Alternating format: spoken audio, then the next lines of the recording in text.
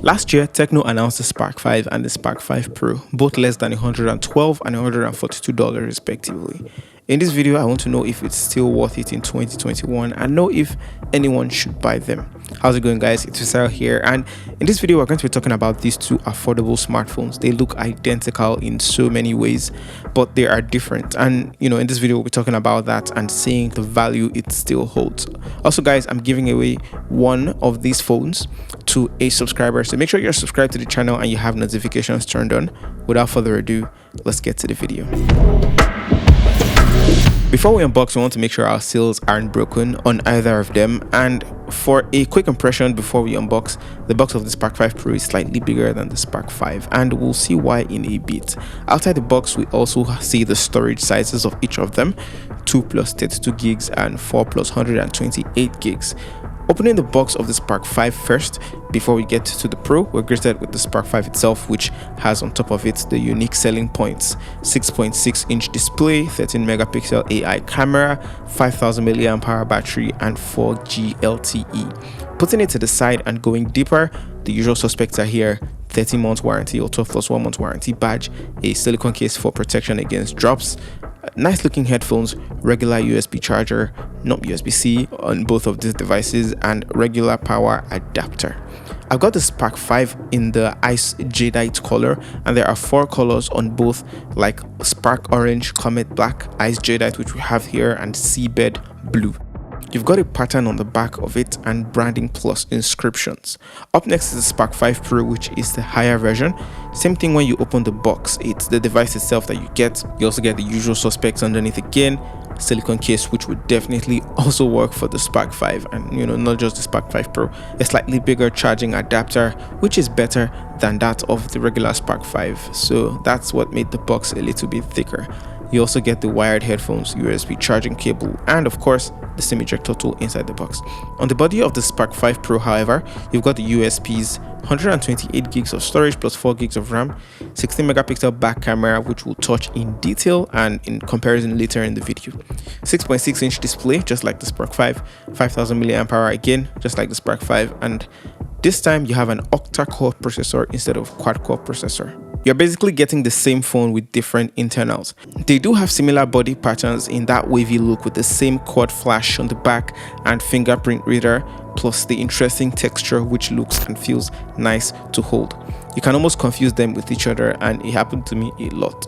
The Spark 5 was released globally in May of 2020, while the Spark 5 Pro was released in July of 2020. The Spark 5 costs approximately 53,500 naira or $112 for the 2 gig RAM and 32 gig storage version, while the Spark 5 Pro currently retails for 58,000 naira or $121 for the 3 gig RAM and 64 gig storage version, as high as 61,000 naira or $127 for the 4 gig plus 64 combo, and 68,000 naira on the highest or $142 for the 4 gig RAM and 128 gig storage model, which is the one we've got here.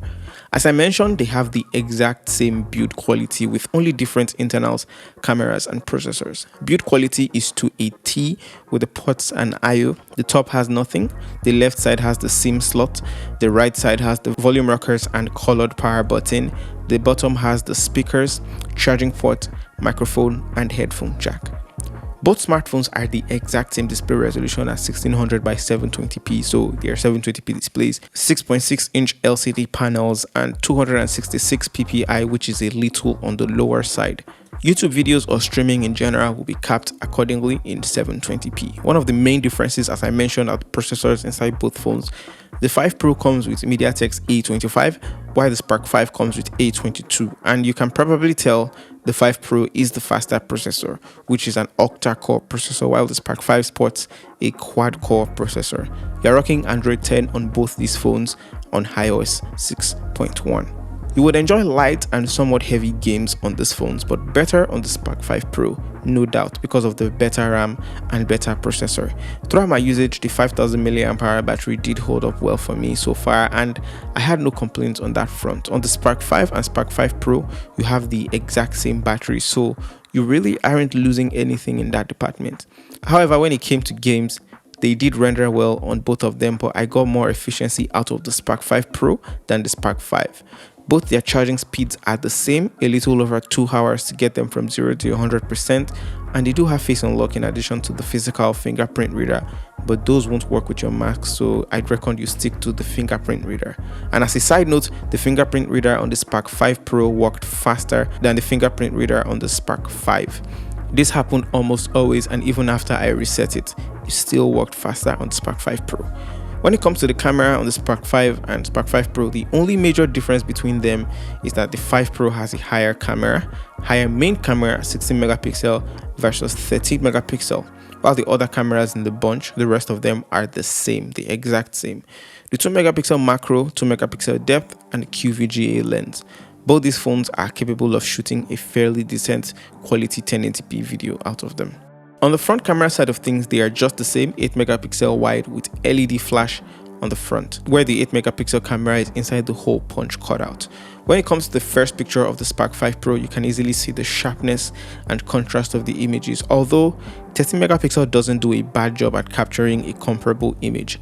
You can hardly tell the difference between them as they both perform well in this regard, of course with enough light. As far as I know, we don't have any wide angle lens on either one of them, so we still have the 16 megapixel and 13 megapixel lenses working on these images. As you can see, the Spark 5 Pro, the higher one of these two, produces warmer images, while the Spark 5 produces cooler images with a bit of blue tints to it. You also notice that they still produce some fair results when zoomed in, while still maintaining warm and cool opposite colors. Also, since we don't have a dedicated zoom lens on here, we've got the main 13 and 16 megapixel lenses working over time on here and giving us the same results. At the maximum level of 4x, the Spark 5's smaller 13 megapixel sensor, again we see similarities in color in both of them, but the larger 16 megapixel sensor, we can extend twice that range at 8x of zoom, which it's not bad since it's standing across the street to capture these images. The bricks still had some sort of detail in them, but they were not clear. When it comes to how they present green colors as well, the Spark 5 Pro's camera warmness and resolution helps it get way better shots than what you'd normally get on the regular Spark 5. The Spark 5 Pro also takes the job of bokeh a little too seriously by blurring out objects in front of the main subject and behind. The Spark 5 also does a good job, but I prefer the higher one. Both of them are of course aided by a 2 megapixel depth sensor. Speaking of 2 megapixel depth sensor, I took the same subject in macro mode. The 2 megapixel camera shots were not the greatest quality, with some level of noise and over sharpening as we can see on both cameras, but they do get decently close to the subject. For some reason that I can't explain, selfies look better on the Spark 5 than the Spark 5 Pro. Even as they were both 8 megapixel lenses, the Spark 5 seemed to have more sharpening while the Spark 5 Pro was softer, and they both didn't expose some of my shots well. I did get out of focus shots on these cameras sometimes, so taking your time before snapping could be of benefit. I also noticed that when you press and hold anywhere on the screen while trying to take a selfie, the LED flash pops up, and you can even adjust the brightness of the LED up and down by dragging in similar fashion. When it comes to video, indoors with enough light, you'll be able to grab a lot of detail if you're recording a product or text. I tried the same shot with the Spark 5 and Spark 5 Pro. Of course, they both don't have any form of stabilization on either the front or the back camera, so don't expect smoothness of footage when it comes to shakes in your video. In fact, I did take the both of them out running and the results weren't the greatest. As you can see, you would get quite a number of shakes, but I reckon with a tripod, handheld or mounted, this would do the trick. The Spark 5 Pro can also shoot quote-unquote 120 FPS, although in a very small size at 480p, and it looks passable. Those are my thoughts on the TECNO Spark 5 and Spark 5 Pro. Which one do you prefer between them? Let me know in the comments section below. For me, they did look and feel the same. Although throughout my usage, I got exceptional swiftness on the Spark 5 Pro from time to time. Both phones are priced reasonably low at less than $112 or $130 for an entry fee to buying one. It's a no-brainer if you want to get any one of these phones. It's the Spark 5 Pro. You can say that 2 gigs of RAM and a quad-core processor isn't going to save you so much in 2021 as much as, adding $10 extra or almost 5 to 10,000 naira to get a higher performance version with the same body. That's it for my video, guys, on the both of them. Let me know what your thoughts are in the comment section below. Thank you so much for watching. I'll talk to you guys in the very next video.